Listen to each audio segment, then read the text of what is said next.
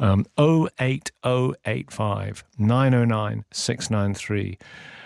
So much to talk about here. What do you want to say about this case and what you heard from the Prime Minister? And also text on 85058. Hannah, good morning. Hannah Rose, hate and extremism and analyst at the Institute for Strategic Dialogue. Good morning, Hannah. Good morning. Thank you for having me. It's good you're there. This new threat, and how do we protect children from the tidal wave of violence online, as the Prime Minister put it?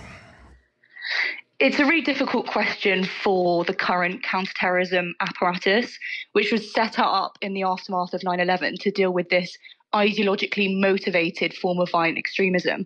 And what we see more and more, and what the Prime Minister is alluding to in his comments, is this perhaps more diffuse threat where young people are able to access online very harmful information, not necessarily ideologically motivated, and carry out attacks which are mobilized in the same forums as terrorism, but might not necessarily meet the threshold for the current legal definition of terrorism. And what that means is that a lot of the system which was built up around it can't quite deal with this threat at the moment. Why has this threat arisen? I mean, the Prime Minister did refer to societal factors such as the pandemic and many people retreating into their own lives and own bedrooms and becoming very introspective, people not going to school for whatever reasons, becoming dislocated from the rest of society, a lot of young people. Do you buy into any of that? Well, with this specific case, we don't yet know the full information. We'll have to see at sentencing. What's become clear over a number of years is the number of children specifically involved in online forms of violent extremism and terrorism has risen. And over the cases recently, over a number of years, it has been the case that children have said that due to social isolation, trying to fit in, not necessarily having groups of friends or feeling like they have a community at school and going online and finding that community. We've also seen this due to thrill-seeking behaviours, this countercultural tendency as well, where very harmful online forums harness that need in some cases as well.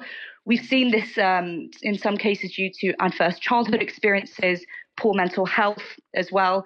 And so what you have at the moment is what is effectively a safeguarding emergency that is landing up in the lap, as Jonathan Hall says, of counterterrorism practitioners, not necessarily ideologically motivated, but when this translates into violence, there's no other place currently for this issue to be dealt with in the system. And that's why we have such a confusing apparatus when it comes to how to deal with this problem at the moment. So the PREVENT programme itself, which has been a matter of great controversy, it has been defended by people, it has been attacked by people, many of whom the usual suspects, some organisations connected to Islamist organisations, by various degrees of separation, have been constant critics of it. But some of the critiques that people make are justified. Where has it gone wrong? How should it work, and why has it gone wrong? Well, over the years, it's struggled to adapt to this changing threat. It was initially set up to deal with initially Islamist extremism. In kind of the 2010s, it had to adapt to deal with the far right threat. And that's not just the ideology itself, it's the nature of the way in which people engage in this form of extremism, around whether it's group-centric, around being more online. And so you have this PREVENT apparatus, which has had much criticism over the years. And I know the government has announced that it's going to look into it. But what we need to do is really connect these different parts of government, which currently look at different forms of extreme harm and how that is mobilized, and make sure they're all coming together in one large cross-government strategy. Currently, we have lots of different diffuse policy areas which don't necessarily connect around counterterrorism, around the Online Safety Act, around safeguarding for children. And what we see more and more, and this is perhaps one of those cases as well, these are all interconnected, and we need to make sure that all of these departments and all of these law enforcement agencies are singing from the same hymn sheet. Ultimately, this is a case of protecting children and safeguarding vulnerable people.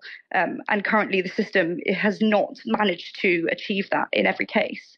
Has it been prone to too much sensitivity about cultural issues? The Prime Minister hinted at that. Has PREVENT had to pull its punches because of that, whether it be consciously or subconsciously? The political debate is one thing.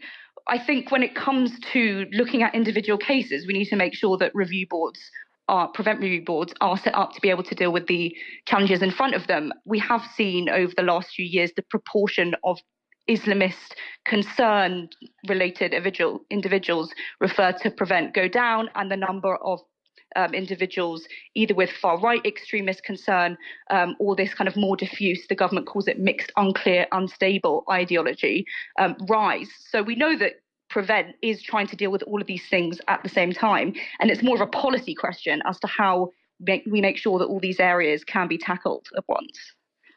There are huge issues here. Overall, the Prime Minister said a lot of things that a lot of people are going to be talking about for a very, very long time. It was a kind of a checkpoint, wasn't it, about where we are as a society. Thank you very much indeed. Welcome to viewers on BBC News. We're discussing the Prime Minister's speech this morning on the steps of Downing Street behind the lectern at 8:30. He was talking about Southport. He was talking about the heinous